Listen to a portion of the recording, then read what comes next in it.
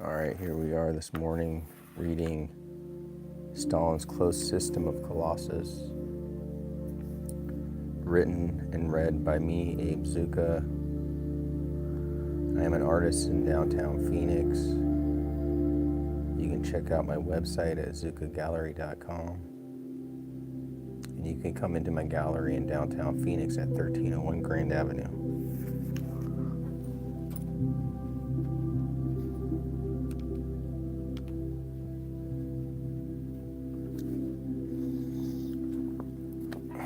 So today we're going to start with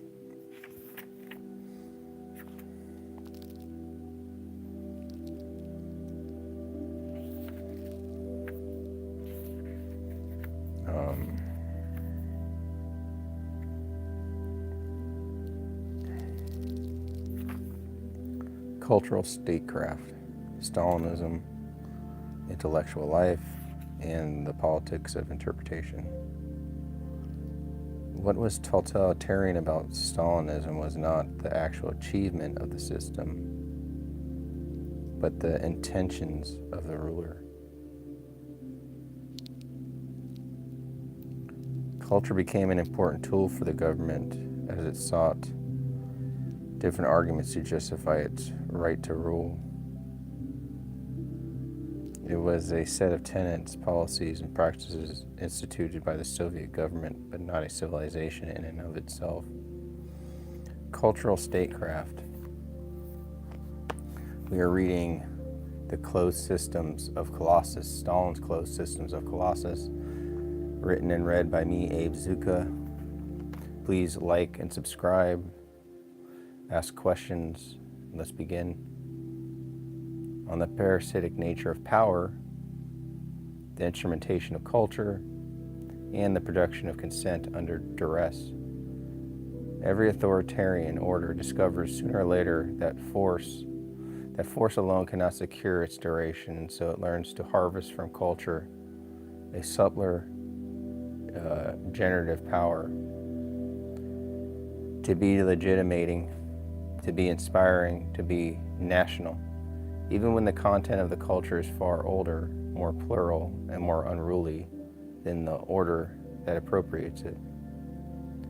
The central paradox of Stalin-era cultural life is, while the state demanded omnipotence, it never achieved omnipotence. At every edge of control, there existed an interpretive remainder. Scholars, musicians, critics, logicians, who shaped their fields according to internal criteria, even when outwardly conforming to official norms. To name the structure of Stalinism as it were a coherent culture is to repeat a methodological error. The regime was not a culture, but a statecraft, parasitic upon culture's existing limitations and institutions, and dependent on the very intellectual resources it periodically repressed. Violence was the visible skeleton of the political machine. The culture was its bloodstream, and it flowed ambivalently, carrying both nutrients and toxins, sustaining a regime while also permitting forms of thought it could neither fully supervise nor fully abolish. Every cultural actor of the era learned a double grammar, the grammar of ideological prudence, by which one survived, and the grammar of intellectual fidelity, by which one continued thinking. These two grammars rarely aligned, and the tension between them produced the defining texture of Soviet intellectual life. The success of the regime depended not on fear, but on the ability of individuals to imagine themselves as participating in a grand construction. Yet the imaginative consent was never purely produced from above. It was co-authored by the desire of cultural agents to preserve meaning in a system that demanded its amplification. Interpretive entanglements on scholarship, ideology, and the negotiation of autonomy. In Stalin-era humanities, every concept bore two faces: the face turned towards the party, stressing class consciousness, dialectical materialism, patriotic purpose, and the face turned towards the discipline itself, philology. philosophy, logic, musicology, aesthetics, or more enduring intellectual problems persisted beneath the surface of conformity. The humanities did not cease to function under dictatorship, rather they functioned under transformed conditions of risk, where scholarship had previously answered to tradition, pure critique, or internal method. It now answered first to political survivability and only second to intellectual coherence. Yet this rearrangement produced not silence but mutation, new theoretical hybrids, new technological evasions, new formal innovations, the patriotic strategy, the dialectical defense, the scientific translation of ideology, all of which allowed cultural figures to do their work without fully surrendering it. The truth of the era is not found in the slogans, but in the footnotes, translation choices, bibliographic inclusions, methodological digressions, minute gestures by which thinkers smuggled traditions forward beneath the radar of state-sanctioned discourse. The more repressive the conditions, the more ingenious the strategies. Soviet scholars developed techniques of indirect expression, structural emphasis, critical paraphrase, selective citation, controlled opacity, that allowed them to build conceptual repertoires whose political acceptability was a surface layer over deeper intellectual continuity. Thus, the humanities of Stalin era were not merely victims of repression, but laboratories of interpretive invention, where the necessity of survival produced forms of thought that were neither orthodox nor fully clandestine, but something else, ambivalent fidelity under ideological constraint.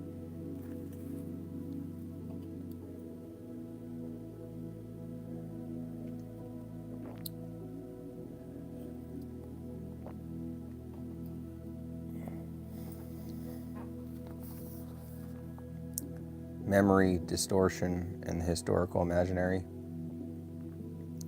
A transitional category I can expand if desired. I will. Every war produces generations of memory. And Cold War memory, layered atop Stalin-era violence, has made it nearly impossible to interpret the period without inherited distortions, demonization, romanticization, totalization, and reductive moral binaries. To study Stalin-era culture requires unthreading three intertwining imaginaries: the regime's own mythological self-representation, the Cold War's counter-mythology of totalitarianism, and the lived cultural practice that belonged to neither framework yet operated within both. Because culture always exceeds the intentions of the state, even oppressive inadvertently cultivates alternative futures, suppressed philosophies, musical theories, conceptual vocabularies, philological traditions, each writing to be rediscovered by later scholars who can see past the political conditions of theirs. Axioms of scholar under duress. On the interior life of thought within systems of coercion, a scholar under an authoritarian order becomes a cartographer of invisible boundaries. Every sentence must be placed with the precision of one who knows that a misplaced metaphor can be fatal, while well-placed ambiguity can preserve a lifetime's intellectual labor. The scholar's true archive in such times is not only the published work, but the unspoken hesitation, the avoided topics, the coded turns of phrase, the footnotes that gesture towards a tradition they dare not fully name. Absence becomes a secret index of presence. Duress turns thinking into a choreography, steps forward, steps sideways, calculated stillness. The scholar learns that silence can be as expressive as writing, and that the survival of a concept may require its temporary concealment. Under the pressure of ideological scrutiny, intellectual autonomy does not vanish, it redistributes itself. What cannot be said in public migrates into method, into structure, into interpretive habits, and thus autonomy becomes atmospheric rather than declarative. The true tragedy of the scholar under duress is not only external censorship, but self-censorship, the slow calcification of thought as one internalizes the gaze of power, until one can no longer distinguish between genuine conviction and the reflexive anticipation of danger. And yet, paradoxically, the same pressure that threatens to extinguish thought often sharpens it, forcing scholars to clarify what they value most, what they most protect, what they can relinquish, and what they will carry forward in coded form for future generations. Thus, the scholar under duress lives in a double temporality, one time dictated by the regime's urgency, the other by the long continuity of intellectual life. The later is where the true work occurs, hidden inside the former's shadow. Every field under dictatorship produces its own survival genre. For philosophers, paradox for musicians, interpretation for linguists, etymology for mathematicians, abstraction for critics, allegory. These genres form a clandestine phenomenology of endurance. Every regime that lacks cultural legitimacy seeks to borrow it. Parasitically from the artists, scholars, and intellectual traditions it simultaneously represses. Violence and patronage become two hands of the same body. One seizes, the other seduces. Parasitic statecraft does not create culture, it metabolizes existing forms, attaching itself to whatever symbolic resource are most capable of generating obedience, unity, or the appearance of historical inevitability. The paradox of authoritarian patronage is that it elevates culture only to instrumentalize it. The state finds art, literature, scholarship, and music not to be celebrated, not to celebrate their autonomy, but to cultivate the illusion that the state itself is the generative source of meaning. Violence enforces boundaries of permissible creation. Patronage decorates the boundaries with the aesthetics of national purpose. Together they form a system where culture activities is both tolerated and domesticated. But parasitism always produces leakage. No matter how carefully curated, the state's appropriation of culture cannot fully control interpretation. Audiences misread scholars, innovate, artists smuggle nuance, and the parasite never fully consumes the host. Indeed, culture retaliates in subtle ways. A theory presented as loyal may carry within it the seeds of critique. An aesthetic form endorsed by the state man preserved contradictions the state cannot perceive. A state-approved narrative may harbor alternative futures. The more a regime depends on cultural legitimacy, the more vulnerable it becomes to cultural reinterpretation.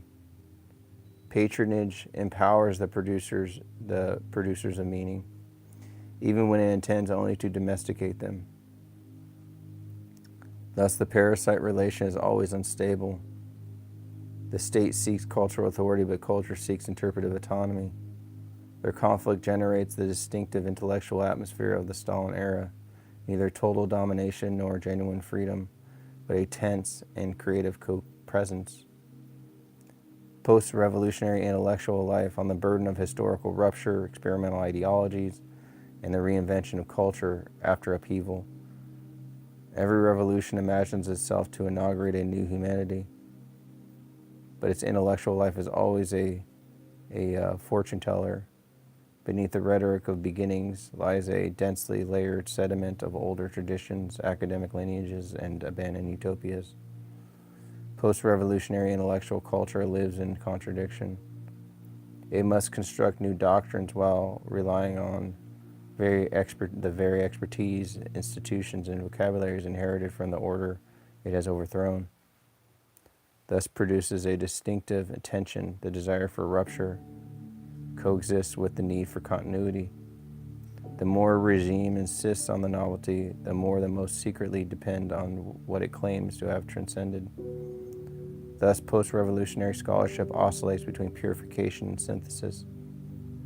Some thinkers attempt to purge old categories, others attempt to reconcile them with new ideological horizons, both gestures are inevitably incomplete. The early Soviet decade were an archive of such incomplete syntheses. Phenomenology mingled with Marxism, classical philology with ideological critique, musicology with political pedagogy, mathematical logic with dialectical rhetoric, hybridization born not from theoretical harmony but from historical necessity. Post-revolutionary intellectual life is marked by an experimental fragility.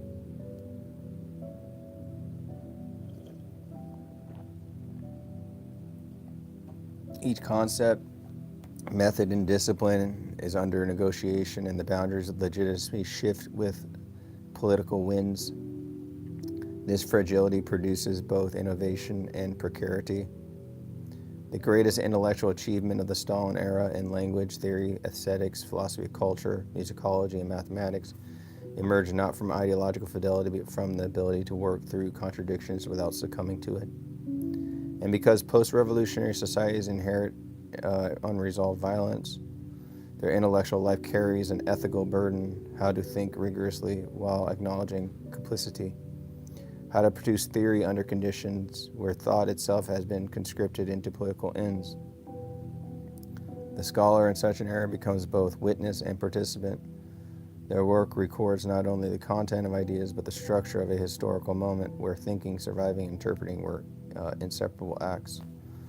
Okay, that's into part 4, Stalin's Closed Systems of Colossus. Check out my art at zuccagallery.com. Google Abe Zucca. Check out my stuff online. Anyways, I'll see you guys later.